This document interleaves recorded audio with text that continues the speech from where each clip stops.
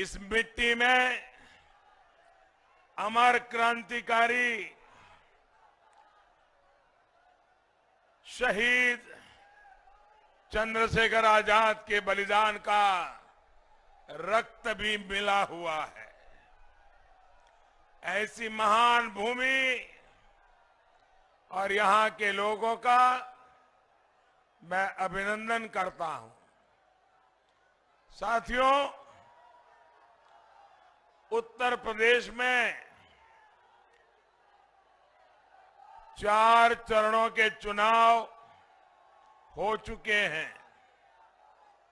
UP के लोग भाजपा को और भाजपा के सहयोगी हमारे इन दोनों साथियों की पार्टी को भी भरपूर आशीर्वाद दे रहे हैं। भाइयों और बहनों, 21वीं सदी का यूपी आकांक्षी है, एस्पिरेशनल है, बड़े सपने लेकर आगे बढ़ रहा है। डबल इंजन की सरकार यूपी को विकसित बनाने में दिन रात जुटी हुई है। और साथियों, 21वीं सदी के यूपी की आकांक्षाएं पूरी हो, इसमें नेतृत्व की बहुत बड़ी भूमिका है। इसलिए सवाल ये भी है कि यूपी में नेतृत्व कैसा होना चाहिए। अब आपने देखा होगा, हम सबको अनुभव है, पूरी दुनिया आज कोरोना की महामारी की चपेट में है। कोई मानव इससे बचा नहीं है। मानवता के ऊपर ये बहुत बड़ा संकट आया है। दोस्तों, अब जगह नहीं है, आप आने की कोशिश मत कीजिए, जहां है वहीं रुक जाइए।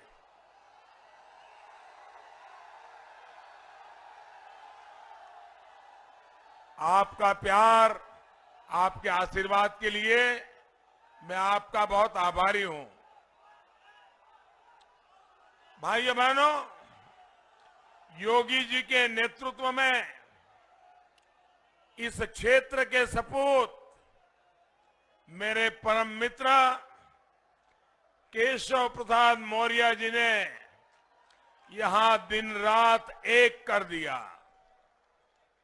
अब आप देखिए, एक तरफ तो योगी जी हैं, केशव प्रसाद है, संजय जी है, अनुप्रिया जी है, और दूसरी तरफ कैसा नेतृत्व है? दूसरी तरफ ऐसे लोग हैं जिन्होंने वैक्सीन को लेकर अफवाहें फैलाई, लोगों को गलत रास्ते पर ले जाने की कोशिश की। जो लोग अपने राजनीतिक स्वार्थ के लिए निर्दोष नागरिकों को गुमराह करे, क्या ऐसे नेता यूपी को चलेगा क्या? ऐसा नेता चलेगा क्या? भाइयों और बहनों, प्रयागराज की प्रतिष्ठा, यहां के बुद्धिजीवी लोगों, यहां की संस्कृति, साहित्य और कला प्रेम से भी है। आप सभी प्रबुद्ध लोग इस बात से तो परिचित है कि बदली विश्व व्यवस्था में भारत का मजबूत होना कितना जरूरी है। और मजबूत भारत सशक्त उत्तर प्रदेश के बिना संभव ही नहीं है। आज जो गौर परिवारवादी आपके पास आकर वोट मांग रहे हैं, वो कभी सशक्त और आधुनिक उत्तर प्रदेश का निर्माण नहीं कर सकते। क्योंकि ये लोग कैसे हैं? ये ऐसे लोग हैं जो अफवाहवादी है, ये ऐसे लोग हैं जो पलायनवादी है। इतना ही नहीं, ये ऐसे लोग हैं जो घोर अंधविश्वासी भी हैं। क्या किसी अंधविश्वासी को उत्तर प्रदेश का नौजवान स्वीकार कर सकता है? कर सकता है? ये कैसे लोग हैं? उनका अंधविश्वास कैसा है? कुर्सी न चली जाए इसके लिए ये लोग नोएडा नहीं जाते, बिजनौर नहीं जाते। क्या ये उत्तर प्रदेश के लोगों का अपमान है कि नहीं है? अपमान है कि नहीं भैया?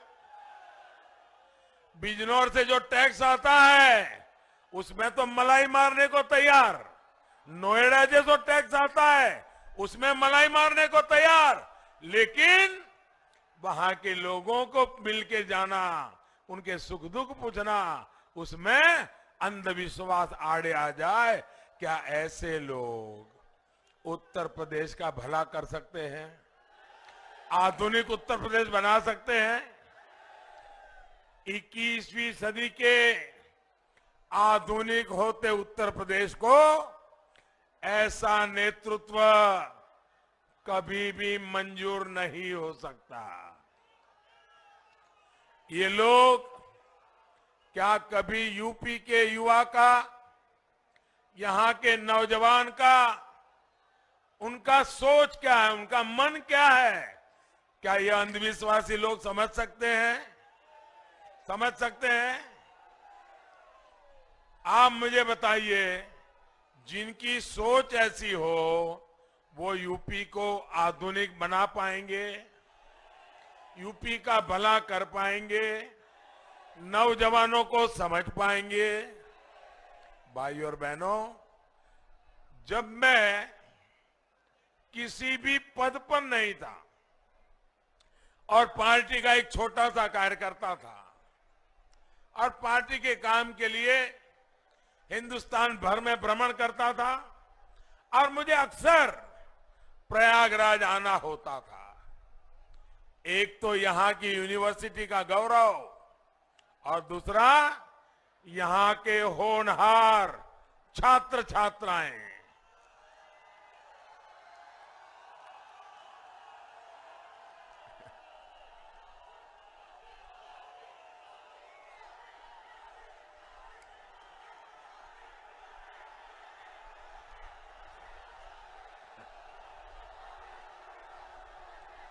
आपका ये प्यार, आपके आशीर्वाद मैं ब्याज समेत लौटाऊंगा दोस्तों, और मैं विकास करके लौटाऊंगा।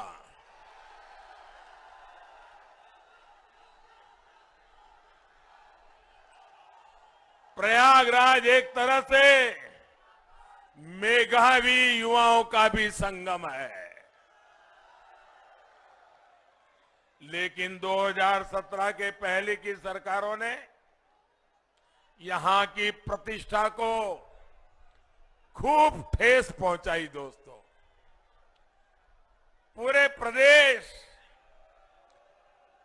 देश से जो युवा यहां आते हैं उनसे इन गौर परिवारवादियों ने छल किया है, छल किया है। आप भी जानते हैं कि नौकरी के नाम पर पिछली सरकारों के आयोग में बैठे लोग किस क्वालिफिकेशन को जरूरी मानते थे? इनके लिए योग्यता की अहमियत नहीं, बल्कि सिफारिश, जातिवाद, क्षेत्रवाद और नोटों के बंडल,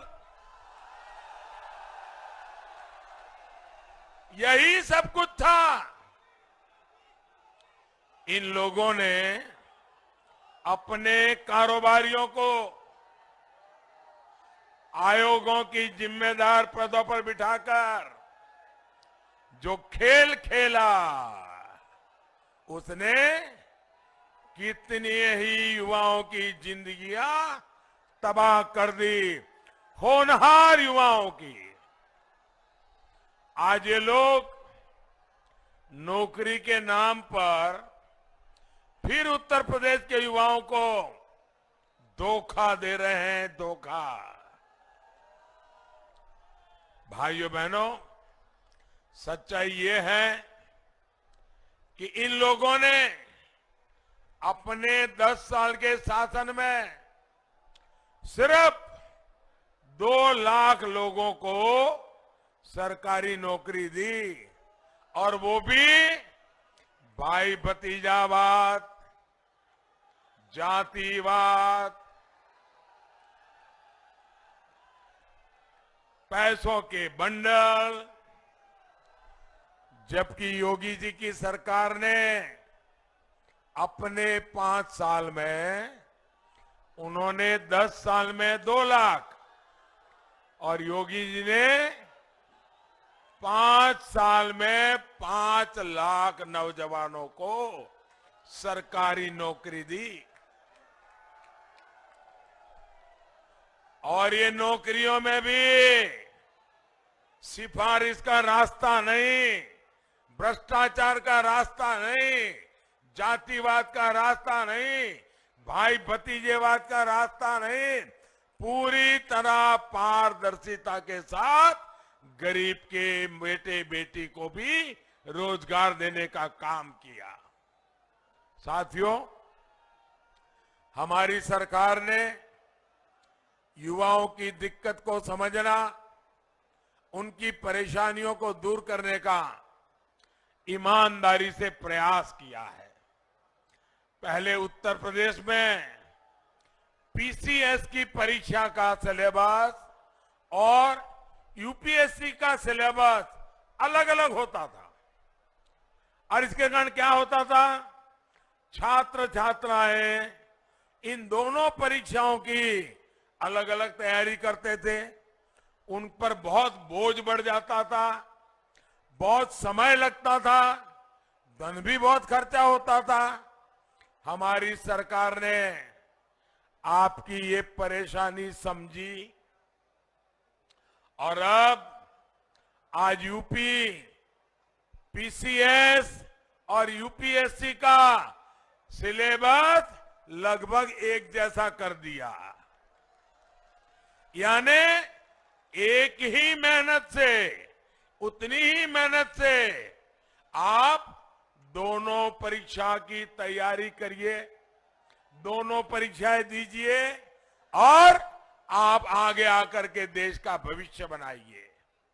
हमारी सरकार ने ग्रुप सी और ग्रुप डी की नौकरियों से जो इंटरव्यू खत्म किया, उसका भी लाभ अनेक युवाओं को मिला है।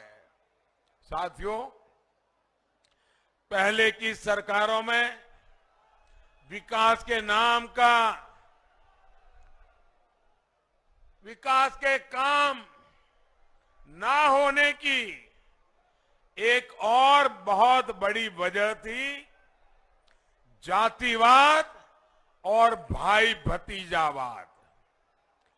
परियोजना बनने से लेकर पास होने तक और उसके काम शुरू होने से पहले ठेकेदारी तक में भाई भतीजावाद, छोटी छोटी ठेकेदारी में, अरे कुंभ जैसे पवित्र काम में भी ये गोरख धंधे इन्होंने किए हुए हैं। गौर परिवादियों के करीबियों को ही ज्यादातर सरकारी परियोजनाओं के ठेके दिए जाते थे। कहीं पानी की पाइपलाइन बिछानी है तो ठेका परिवारवादियों के किसी करीबी को मिलता था, कहीं सीवर लाइन बिछानी है तो ठेका उन्हीं के किसी भाई भतीजे को मिलता था, क्योंकि कोई पूछने वाला नहीं होता था। तो ये लोग काम भी घटिया क्वालिटी का करते थे, क्योंकि कोई कार्रवाई नहीं होती थी। इसलिए ये लोग आधा अधूरा काम करके पूरे के पूरे पैसे लेकर के भाग जाते थे। प्रयागराज ही नहीं, यूपी के मेरे नौजवान मित्रों ध्यान रखिए, यूपी के हर जिले का ऐसा ही हाल है। आधे अधूरे काम छोड़ करके भाग गए और पैसे पूरे लेकर के चले गए। यहां के बाहुबली, यहां के माफिया, उनकी मर्जी की सबसे बड़ी सर्वोपरि उनकी मर्जी हुआ करती थी। इस वजह से कहीं अस्पताल अधूरा, कहीं स्कूल अधूरा, उनके ठेकेदार और दलालों की जेब भर गई तो वे संतुष्ट हो जाते थे। योजना का पैसा मिल बांटकर खा लिया जाता था। योगी जी की सरकार में आने के बाद माफिया का क्या हुआ? गए जेल। माफिया का क्या हुआ? माफिया का क्या हुआ? और ठेकेदारी में भी ये जो लोग थे वो भी 5 साल ताले लगा करके बैठ गए हैं, और अगर मौका मिला तो ताला खोद करके वो फिर से ठेकेदारी के लिए आने वाले हैं। क्या ऐसे लोगों को आने देंगे? आने देंगे? माफियाओं को जेल से बाहर आने देंगे? जेल से बाहर आने देंगे? अब पूरी पारदर्शिता के साथ योग्य लोगों को काम दिया जा रहा है। और इन सबसे बड़ा उदाहरण आपने यहां प्रयागराज में कुंभ के दौरान देखा है। योगी जी की सरकार में आप सभी के सहयोग से संपन्न हुए कुंभ के दिव्य और भव्य आयोजन को दुनिया ने सराहा है। कुंभ के मेले पहले भी होते थे, हर बार होते थे, लेकिन कभी उसकी अच्छाइयों के विषय में दुनिया में चर्चा नहीं होती थी। इस बार जो प्रयागराज ने कुंभ किया, योगी जी और केशव जी के नेतृत्व में जो काम हुआ, विश्व की बड़ी बड़ी संस्थाओं ने उस पर स्टडी की। यूनेस्को ने हमारे इस कुंभ की परंपरा को विश्व विरासत का दर्जा दिया। भाइयों,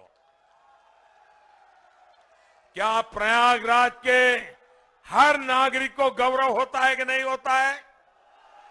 उत्तर प्रदेश के हर नागरिक को गौरव होता है कि नहीं होता है? हर हिंदुस्तानी को गौरव होता है कि नहीं होता है? प्रयागराज में एक कुंभ मेले ने सारी दुनिया की सोच बदल दी। भाइयों, एक काम योगी जी केशव जी की जोड़ी ने करके दिखाया। जिस तरह पहले की सरकारों ने यूपी के नौजवानों को धोखा दिया, वैसे ही प्रयागराज को भी विकास के लिए तरसा कर रखा।